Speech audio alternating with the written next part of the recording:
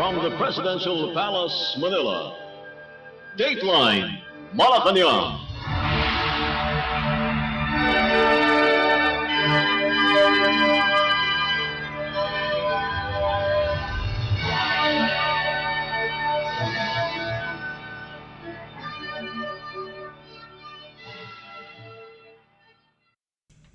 Good day.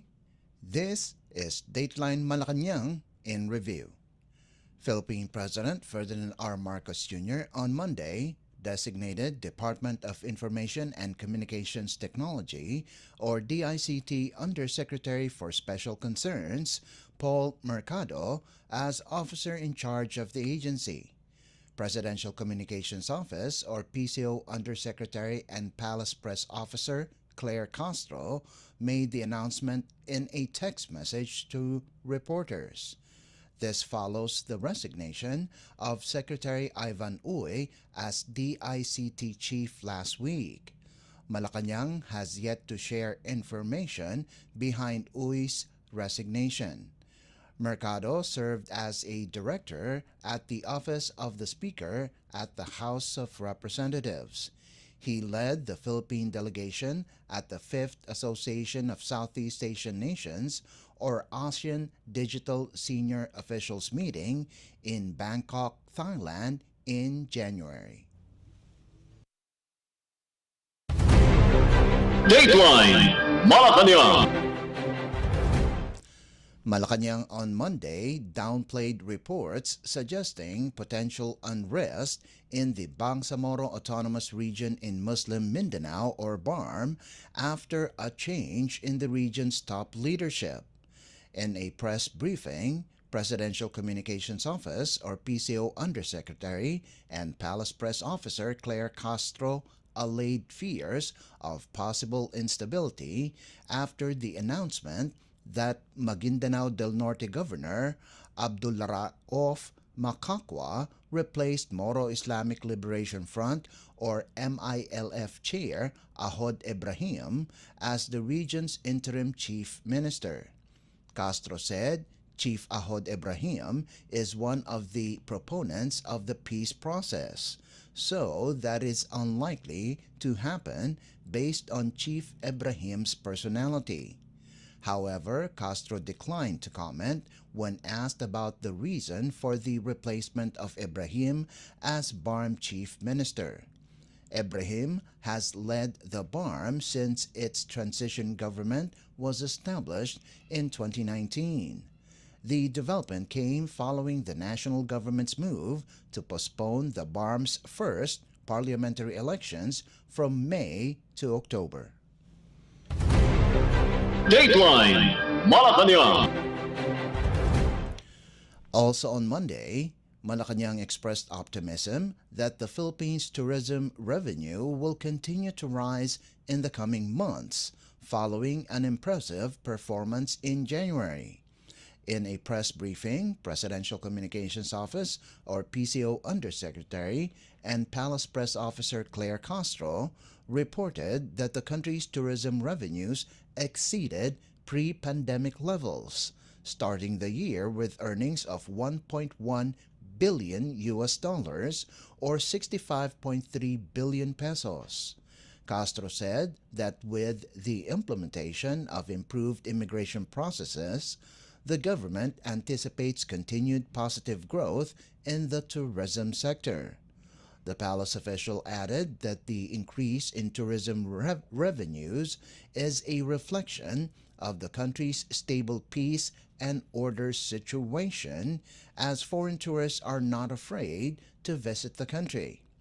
According to the Department of Tourism or DOT, the Philippines welcomed over 1.1 million visitors in January and February this year. On March 6, First Lady Liza Araneta Marcos, Tourism Secretary Cristina Frasco, and Trade Secretary Cristina Aldeguer Roque hosted a gathering of movie producers and industry executives at the Sunset Marquis Hotel in California to encourage them to make the Philippine locations part of their projects. The DOT said among those that attended the gathering were noted Hollywood figures such as Kevin Kwan of Crazy Rich Asians, producer Lawrence Bender, and Parasite producer David Shim. According to Secretary Frasco, the Philippines have more than 7,600 islands, perfect for movie backdrops, from the beautiful shorelines of Boracay and Palawan until the historical Intramuros. Besides this, there are new incentives for foreign film productions under the Corporate Recovery and Tax Incentives for Enterprises to maximize opportunities for reinvigorating the economy or create more law, including tax holidays and lower production costs.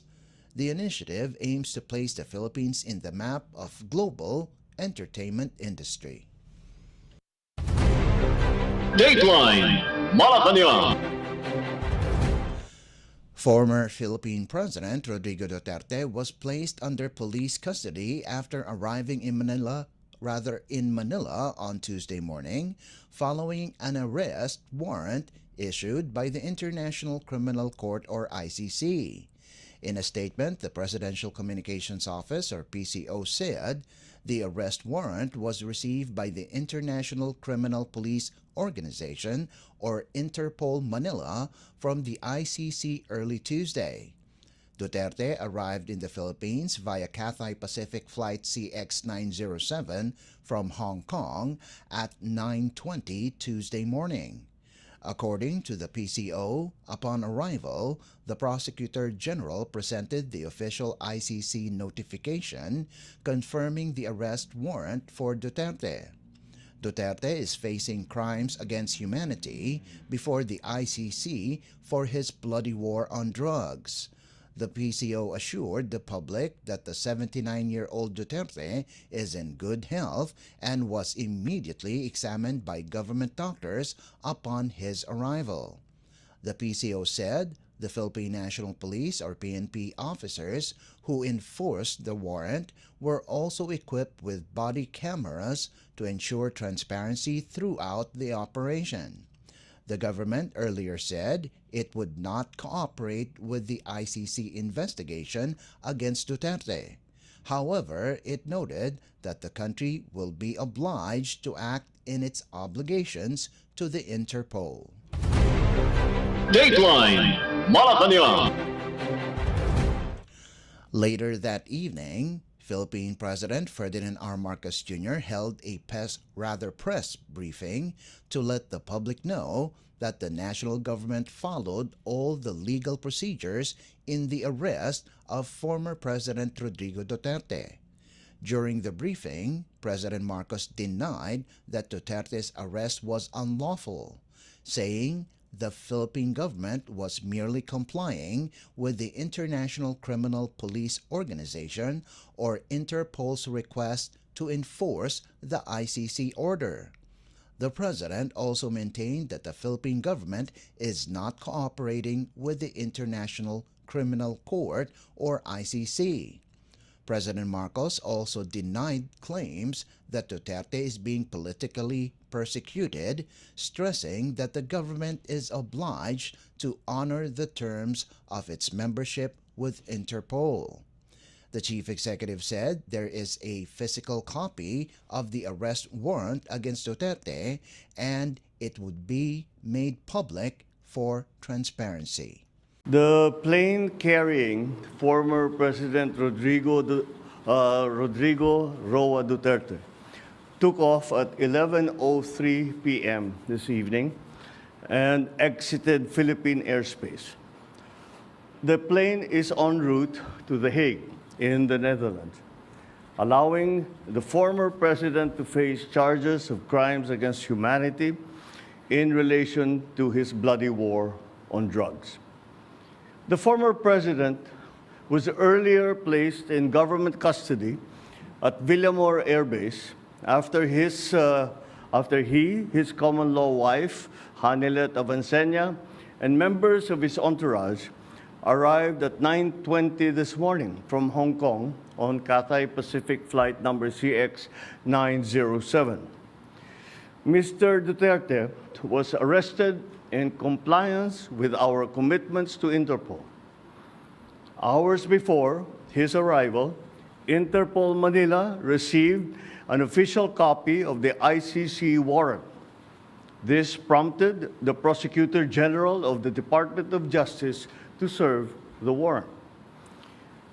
Interpol asked for help, and we obliged because we have commitments to the Interpol, which we have to fulfill. If we don't do that, they will no longer help us with other cases involving Filipino fugitives abroad. This is what the international community expects of us as the leader of a democratic country that is part of the community of nations. So I'm sure that the details that surround this what has happened today are familiar to you. I just wanted to make very, very clear and give you the facts from for the departure of former President Duterte from the Philippines. Duterte was taken into police custody on Tuesday morning upon his arrival at the Ninoy Aquino International Airport Terminal 3 in Pasay City from Hong Kong and was transferred to Villamor Air Base. The Interpol Manila on Tuesday morning received the official copy of the ICC's arrest order against Duterte, according to a statement from the Presidential Communications Office or PCO. The arrest warrant served to Duterte was signed by pre-trial chamber presiding judge Julia Antoanelia Motoc and two other magistrates, Sophie Alapini Ganzao and Maria del Socorro Flores Liera, on March 7th. The ICC is investigating Duterte for alleged crimes against humanity in connection with the deaths associated with his war on drugs when he was mayor of Davao City and president of the Philippines. Despite the Philippines' withdrawal from the ICC in March 2019, the chamber maintained that it is still has jurisdiction over the alleged crimes committed in the country while it was still a state party to the Rome Statute from November 1, 2011 to March 16, 2019. Duterte was flown out of the country Tuesday evening via a chartered plane that would bring him to The Hague in the Netherlands, where the ICC headquarters is located. Dateline Malacañang. Meanwhile, the International Criminal Court, or ICC, has issued the arrest warrant against former President Rodrigo Duterte to ensure his appearance before the tribunal in connection with its investigation of his bloody war on drugs. In its arrest warrant issued on March 7th, the ICC pretrial chamber noted that Duterte, whose 6-year term ended in 2022, appears to continue to wield considerable power. The pretrial chamber said the arrest of Mr. Duterte is necessary to ensure his appearance before the court. The chamber is investigating Duterte for alleged crimes against humanity over the deaths being linked to his war on drugs when he was mayor of Davao City and later on president of the Philippines. Duterte was arrested on Tuesday morning upon his arrival from Hong Kong. The chamber also found reasonable grounds to believe that Mr. Duterte is individually responsible for the crime against humanity of murder as an indirect co-perpetrator.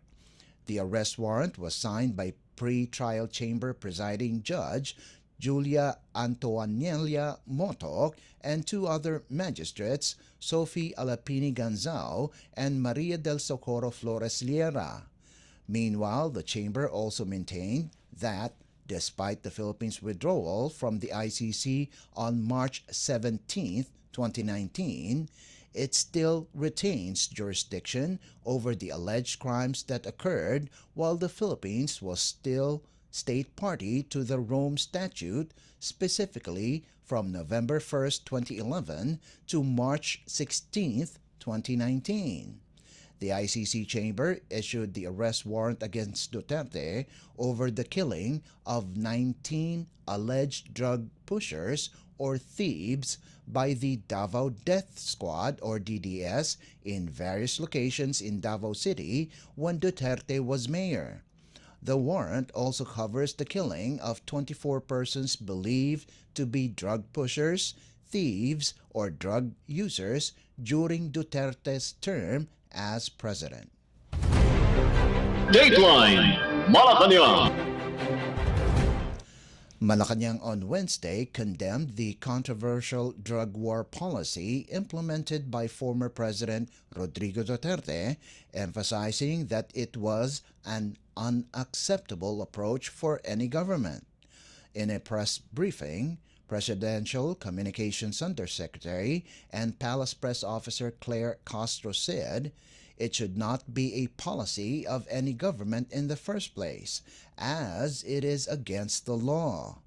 Castro questioned the effectiveness of Duterte's drug war from a broader societal perspective, pointing out the grave consequences for the victims and their families.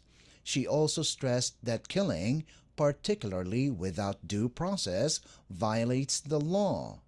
Castro further said if it helped some people, how about the families of the victims? Duterte's war on drugs has been widely criticized, especially after the International Criminal Court or ICC launched an investigation into possible crimes against humanity, particularly extrajudicial killings allegedly committed by authorities under his administration. While acknowledging that victims of drug-related crimes have the right to pursue legal action, Castro noted that Duterte's approach was not a policy that should be followed. Duterte was arrested on Tuesday morning upon his arrival to the country from Hong Kong following the issuance of an arrest warrant by the ICC, which is investigating his drug war. The international probe is focused on the alleged killings attributed to Duterte's anti-drug campaign during his time as Davao City Mayor and as President.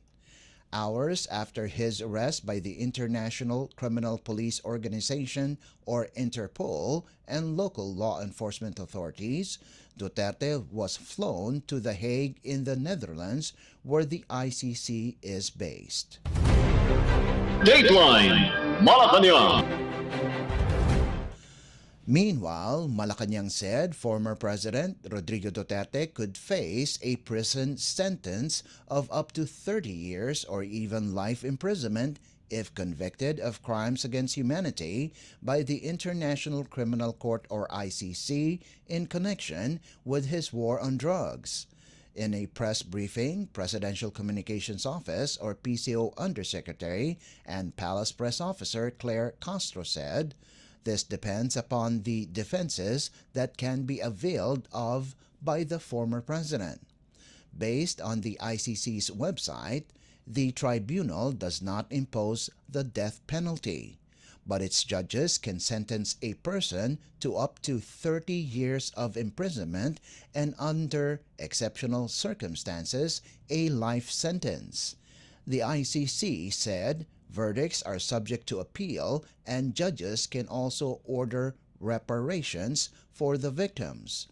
Duterte's arrest by the International Criminal Police Organization or Interpol and local police stemmed from the ICC's ongoing investigation into allegations that Duterte's anti-drug campaign led to thousands of extrajudicial killings when he was Davao City Mayor and President of the country.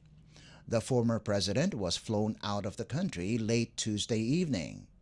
Castro, a lawyer by profession, said Duterte would have to face a local court in the Netherlands to determine if his arrest was proper before being brought to the ICC to face the charges against him.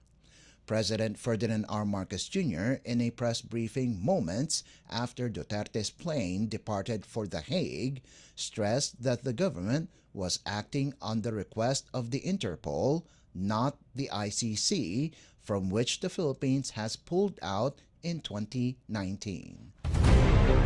Dateline Malacañang.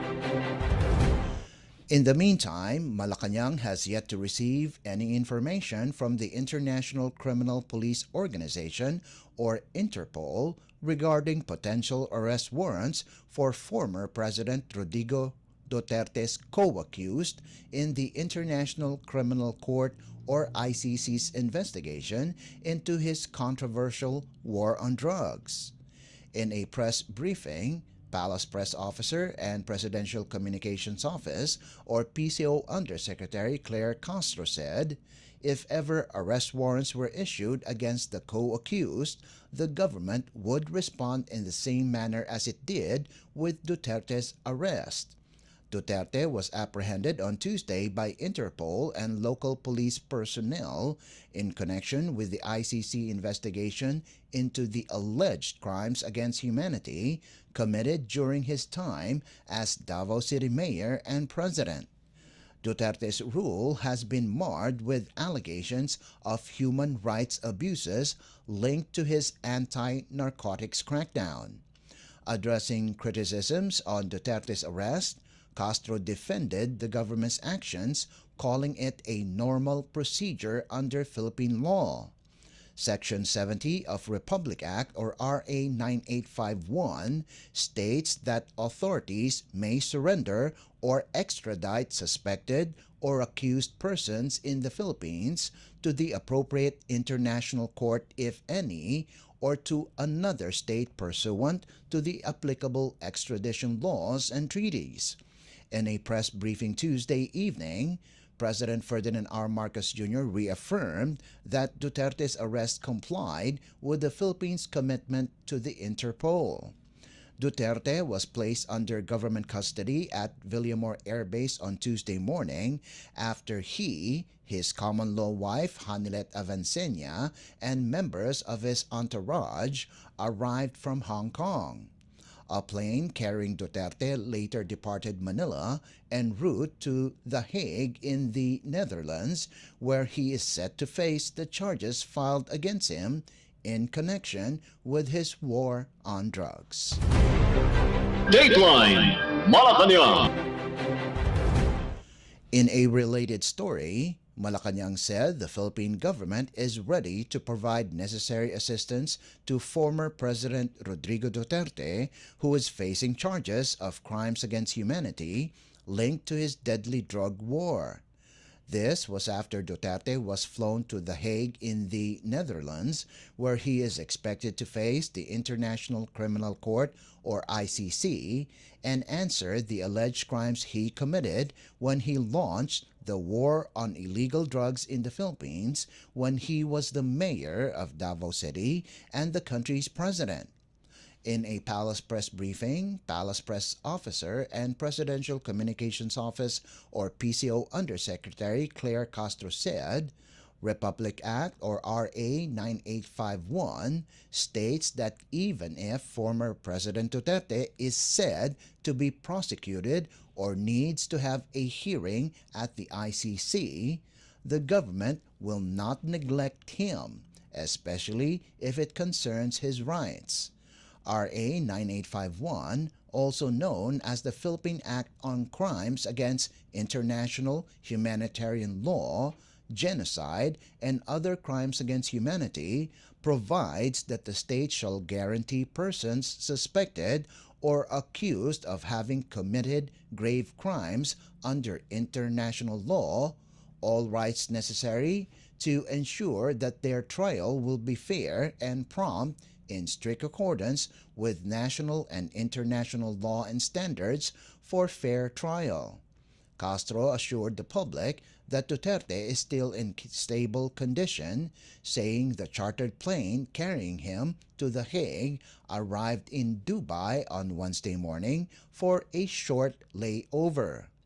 She also denied that Duterte was denied of his right to seek medical attention upon his arrest at the Ninoy Aquino International Airport or NAIA Terminal 3 in Pasay City.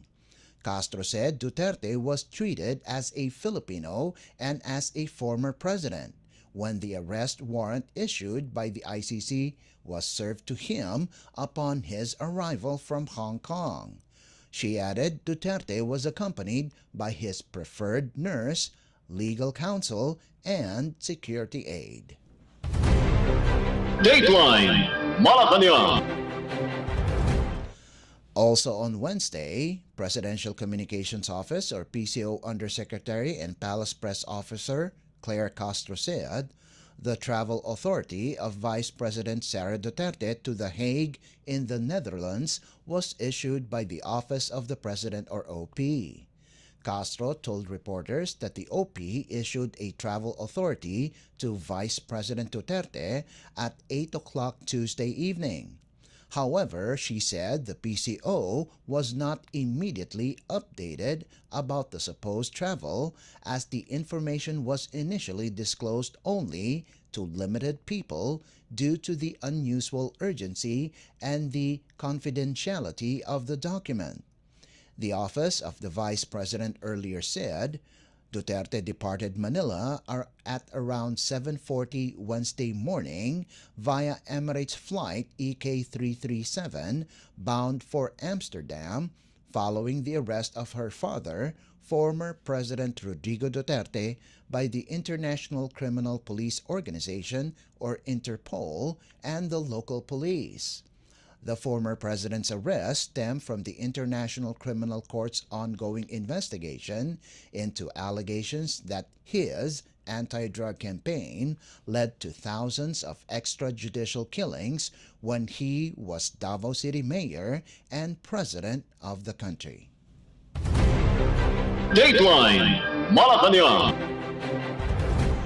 Still on Wednesday, Philippine President Ferdinand R. Marcos Jr. has expressed interest in exploring new ways to strengthen bilateral relations between the Philippines and Panama. President Marcos made the announcement as he welcomed Panamanian Ambassador-designate Eduardo Antonio Young Virzi to the country. Virzi presented his credentials to the President in Malacañang on Wednesday. Presenting credentials to the host nation's head of state formalizes a diplomat's tour of duty and representation to the country. In a social media post, the Presidential Communications Office or PCO said, the President highlighted the Philippines and Panama's shared role as vital trade and maritime hubs and expressed interest in exploring new ways to strengthen bilateral relations for the benefit of both nations. The Philippines and Panama celebrated 50 years of diplomatic relations in 2023. The two nations' ties were formally established on September 28, 1973. Dateline Malacañang.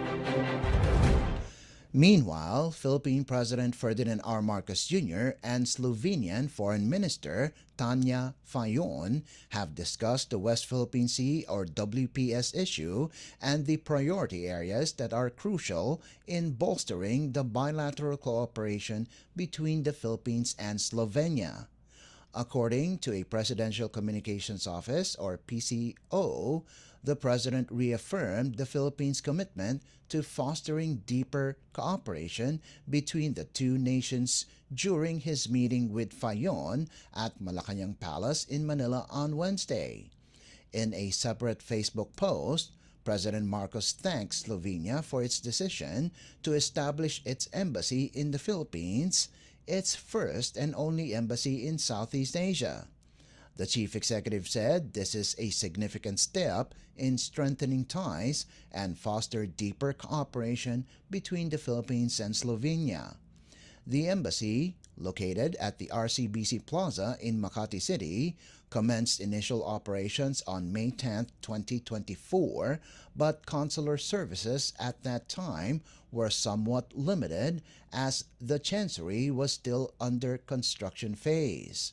Slovenia is home to 462 Filipinos, primarily office-based workers, professionals, service workers, and technicians. President Marcos and Foreign Minister Fayon also discussed bilateral trade and investment, nuclear cooperation, labor cooperation, and sports. They also touched on the Philippines' hosting of the Board of the Fund for Responding to Loss and Damage and the Philippines' bid for a non-permanent seat on the United Nations Security Council. Fayon embarked on an official visit to the Philippines from the 10th to the 12th of March to oversee the formal opening of the Embassy of Slovenia in Manila. This also marks the first visit of a Slovenian foreign minister since the establishment of diplomatic relations in May of 1993. Dateline Malacañang. Still on Wednesday, Philippine President Ferdinand R. Marcos Jr. has designated lawyer and former Environment Secretary Antonio Cerilles as his advisor for Mindanao concerns. President Marcos made the announcement on his official Facebook page, sharing several photos of Cerilles taking oath before him. The president said Cerilles has spent decades serving the people as former governor, congressman, and Department of Environment and Natural Resources or DENR secretary. President Marcos added that Cerilles' experience will be invaluable as the government continues its work to bring real progress to Mindanao. Cerilles served as governor of Zamboanga del Sur province from 2010 to 2019. He also represented the 2nd District of Zamboanga del Sur at the House of Representatives from 1987 to 1998 and from 2004 to 2010. He also became the DENR chief under the Estrada administration from 1998 to 2001. In another Facebook post, President Marcos also shared several photos of newly installed Interim Chief Minister Abdul Rauf Macacua, who was sworn in at Malacañang Palace in Manila on Wednesday. Macacua's latest appointment was first announced by Malacañang on March 9th. The chief executive said he is optimistic that Macacua would lead the Bangsamoro Transition Authority in building on the progress that has been made in the Bangsamoro Autonomous Region in Muslim Mindanao or BARM. Macacua will serve as BARM Interim Chief Minister until the winners in the region's first parliamentary elections are proclaimed after the October elections. Dateline Malacañang. Philippine President Ferdinand R. Marcos Jr. on Thursday led the inauguration of the Soro-Soro Ibaba Development Cooperative or SIDC Grains Terminal and Trading Project in Batangas City.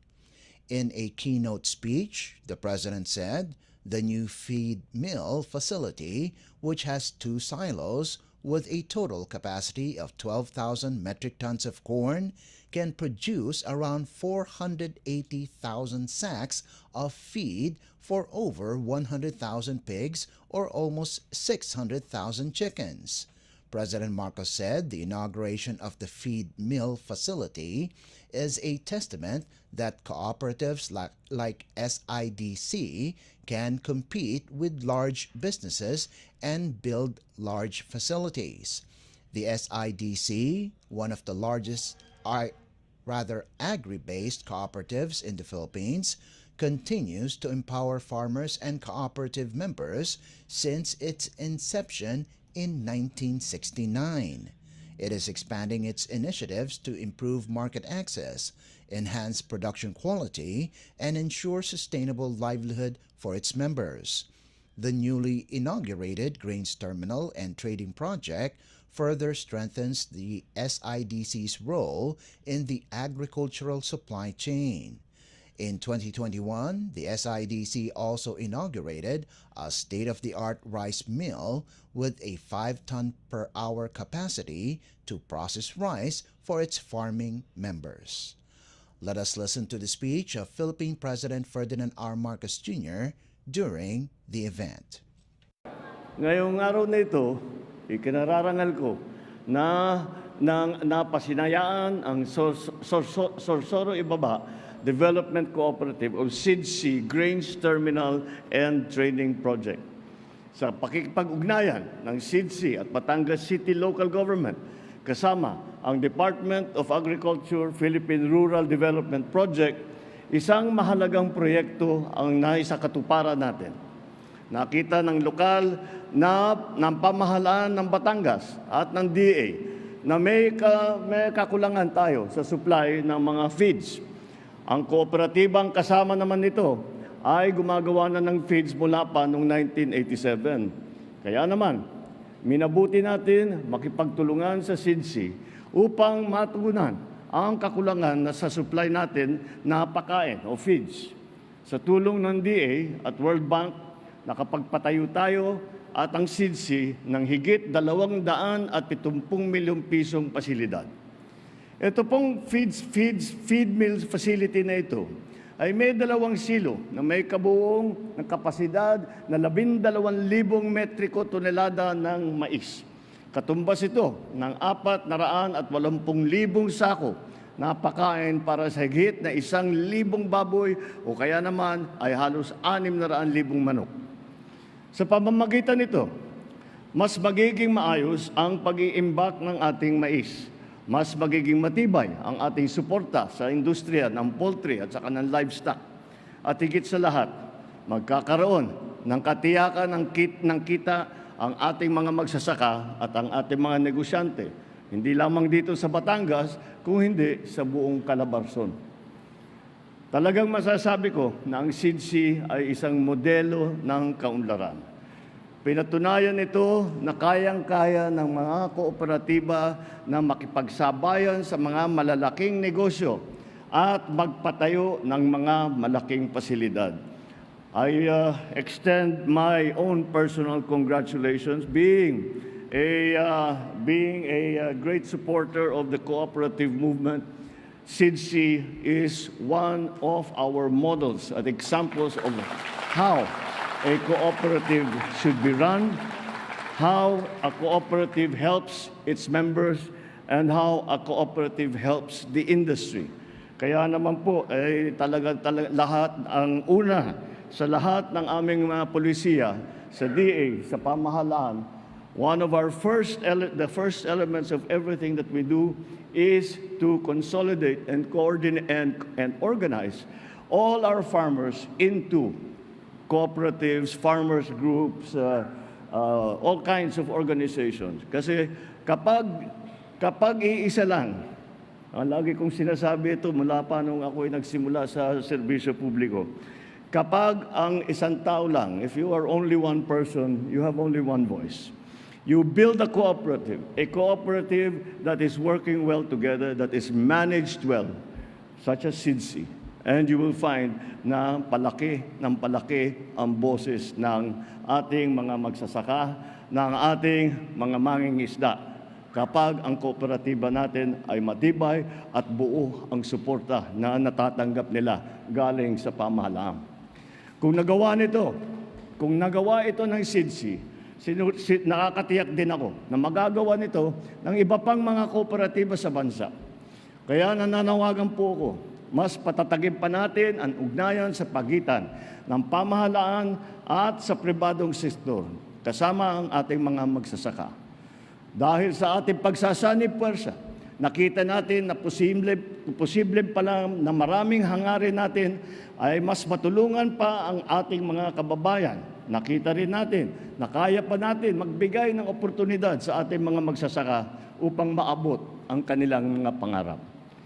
Lagi po ninyong tandaan na kami sa pamahalaan ay walang tigil sa pagbibigay ng suporta sa inyong mga pangangailangan upang mapabuti ang sektor, mapabuti, mapatibay, mapalakas at mapalaki ang sektor ng agrikultura. Kaya tinatasan ko ang DA na makipag-ugnayan sa CDA, Cooperative Development Authority, para patibayin, palakasin ang mga kooperatiba ng ating mga magsasaka. Gaya ng SIDC, tutulungan natin ang mga kooperatibang ito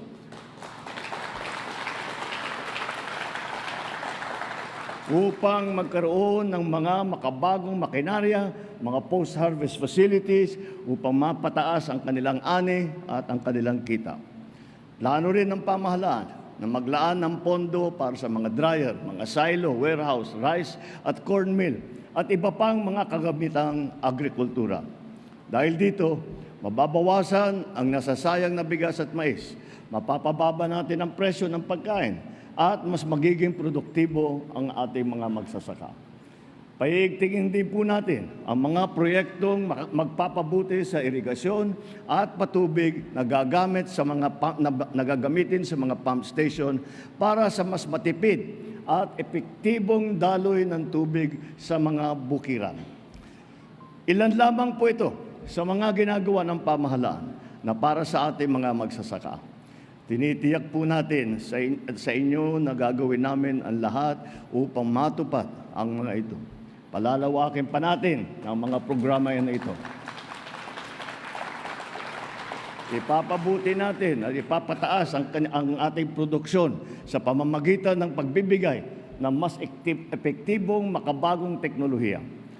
Titiyakin natin na abot kamay ang lahat ng suporta upang mapabilis at mapadali ang pagdadala ng kanilang ani sa merkado. Mga kababayan, ating aalahanin na ang bagong Pilipino ay parang isang masikap na magsasaka. Siya ay may disiplina, may husay, may pagmamahal sa bayang kanyang pinapalago. Patuloy tayong magsikap, patuloy tayong magtulungan at magsulong para sa pagunlad ng bagong Pilipinas. You just heard Philippine President Ferdinand R. Marcos Jr. Dateline Malacañang. Also on Thursday, Philippine President Ferdinand R. Marcos Jr. hailed national government agencies or NGAs and officials from local government units or LGUs for their support and contributions to the government's thrust for ease of doing business. President Marcos led the awarding rites for the One-Stop Action Center for Strategic Investments, dubbed Gawad Bayanihan sa Pamumuhunan, making it happen with a whole-of-nation strategy in Malacañang. Spearheaded by the Department of Trade and Industry Board of Investments or DTI-BOI, the event recognizes government partners for the successful implementation of President Marcos's Executive Order or EO number 18, which mandated the creation of green lanes that serve as the government-wide response to expedite business application. In his speech, the President said EO 18 allows investors to process all the necessary permits and licenses to put up their business in the Philippines in just about 12 days. The chief executive said the One-Stop Action Center for Strategic Investments compelled agencies to move with speed, with precision, and certainty, furthering the overall ease of doing business in the country. Let us listen to the speech of Philippine President Ferdinand R. Marcos Jr. during the event. A pleasant day to you all. Today we celebrate the spirit of collaboration that achieves synergy and synergy for our service to the public. These values fuel our collective pursuit of equitable development. This milestone reaffirms a fundamental truth. Progress is never the work of one. It is the result of diverse sectors moving as one, aligned in purpose, determined in execution. The road to a more dynamic investment climate and more globally competitive bagong Pilipinas is paved with our shared commitment to ensuring that every investment translates into real, tangible benefits for our people. Towards this end, this administration has made it a priority to create a business landscape where both local and foreign investors can thrive.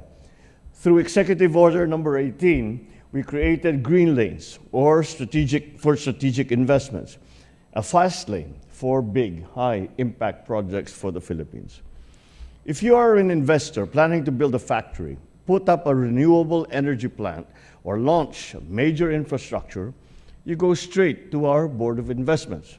On average, it takes now 12 days, not months, for you to receive your permits and licenses, and you can start building right away. The goal is simple: less red tape, more action, more results, more success, more quickly. We want investments to come in, projects to break ground faster, jobs to reach our people sooner. Because when businesses move quickly, progress follows just as fast. The launch of the One-Stop Action Center for Strategic Investments is a step in complementing our ongoing efforts. It compels agencies to move with speed, with precision and certainty, furthering the overall ease of doing business in the country. Hindi po magiging buo ang tagumpay ng ating mga reforma kung wala ang taus-pusong suporta ng mga lokal na pamahalaan. Sila po ang ating mga kaagapay sa pagtutok at pagpapadali ng pagninegosyo sa ating bansa. Certainly, the results of our efforts speak for themselves. As of last month, we certified nearly 187 to be exact, strategic investments across key sectors. These include renewable energy, digital infrastructure, food security, and manufacturing, amounting to a total investment value of over 4.6 trillion pesos. In fact, we have already key infrastructure in operation, such as the 159 megawatt peak Lawag Solar Power Project and the 94 megawatt peak Kayanga Bugalyon Solar Power Project, both of which are in Pangasinan. We have also inaugurated major projects that were assisted by the Green Lane, such as the EDC Project Charlie Hyperscale Data Center in New Clark City, Tarlac. So beyond these numbers, what do they mean? What do these reforms truly mean for our people? Trabaho at serbisyo. Inaasahan po na makakalikha ang investment na ito ng halos 300,000 trabaho para sa ating mga kababayan. Hindi lamang po ito trabaho, kung hindi makabuluhang oportunidad para sa mas maayos at mas maginhawang buhay. Makakatulong din po ang dumaraming investment upang mapababa ang presyo ng mga serbisyo at bilihin dahil sa kompetisyon. Kasama na po dyan ang mas maayos na transportasyon, enerhiya, komunikasyon, dulot ng mga makabagong teknolohiya mula sa namumuhunan. Our journey towards progress will continue to be built on a strong and agile partnership between the government and the private sector. Therefore, it's only fitting that we recognize the members of the Investments Facilitation Network, our national government agencies, and of course, our LGUs, whose steadfast commitment to this cause has made the Philippines a more attractive investment destination. You have helped build an environment where businesses can succeed, and in turn, where our people can lead better lives and more dignified lives. Of course, we are also here to congratulate our awardees for the exemplary work in advancing the green lanes for strategic investment. You have shown us that when public service is anchored on integrity, efficiency, and accountability, we can really see progress. The Gawad Bayanihan sa Pamumunuhan Award is a call to stay the course and to ensure that the progress that we have begun will only build momentum in the years ahead. So I encourage everyone to align your organizational goals with our national priorities so that we can push for even greater economic transformation together. Let us nurture our commitment to investment facilitation.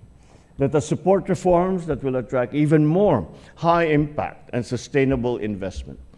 One of the most recent reforms is the passage of the corporate recovery and tax incentives for enterprises to maximize opportunities for reinvigorating the economy.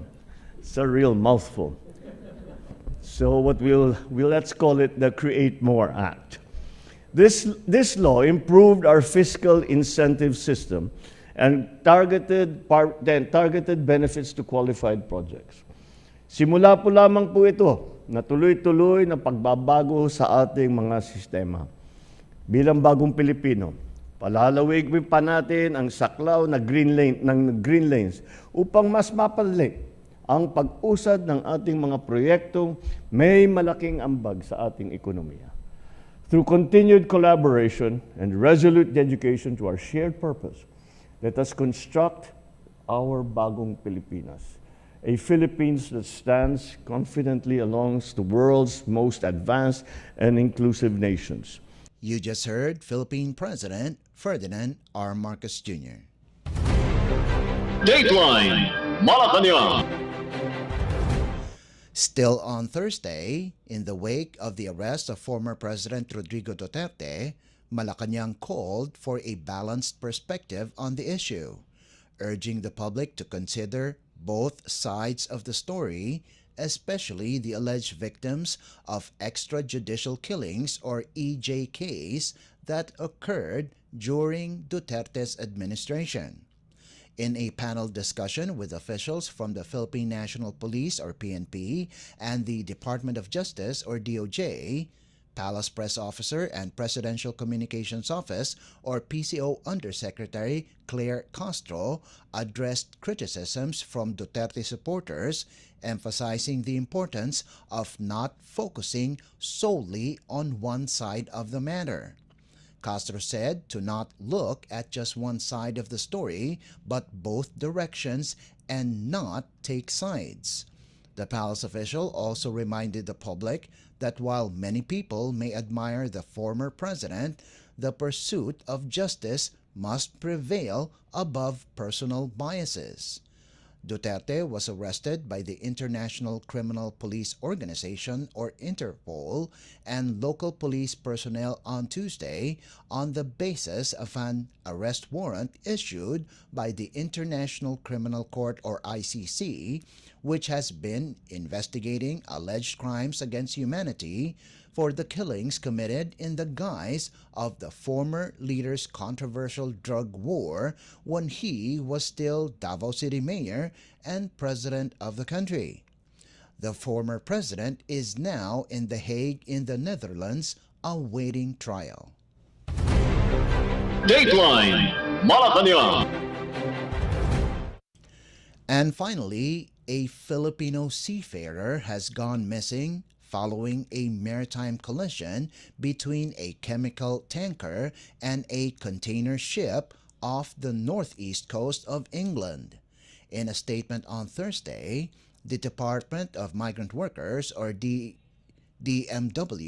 confirmed the incident after receiving reports from the licensed manning agency. It said that based on the reports from the licensed manning agency, the able seaman, or AB, was on board MV Solong that collided with oil tanker Stena Immaculate at the North Sea on the 10th of March at approximately 10 in the morning, United Kingdom local time, in the Humber Estuary, Hull. The DMW said the seafarer was last seen at the bow of MV Solong, the section of the ship that caught fire after a massive explosion following the collision. Meanwhile, the other 8 Filipinos, together with 5 Russian crew members aboard the ship, were safely rescued. The DMW assured that the rescued Filipino seafarers currently staying in a hotel in Grimsby, London, would soon be repatriated. Reports meanwhile said the Russian captain of the MV Solong had been arrested. UK authorities are currently looking at the cause of the incident in coordination with the flag states of the involved vessels. The manning agency has personally informed the family of the missing seafarer, committing to provide them with daily updates on the investigation. The DMW assured that it is closely coordinating with the manning agency and the family of the missing crew member to ensure that all necessary assistance and support are being provided during this difficult time. Dateline Malacañang. Before we conclude our program, Radyo Pilipinas World Service of the Presidential Broadcast Service is heard over the following shortwave frequencies: 9.475 MHz, 15.640 MHz, and 17.820 MHz. You can also visit our Facebook page and YouTube channel at Radyo Pilipinas World Service. You will be able to hear and view our Filipino and English programs, including news updates here in the Philippines. Kindly subscribe, like, and share our posts as well. And that concludes this edition of Dateline Malacañang in Review. For Radyo Pilipinas World Service, this is Leo Magpayo. Good day and stay safe.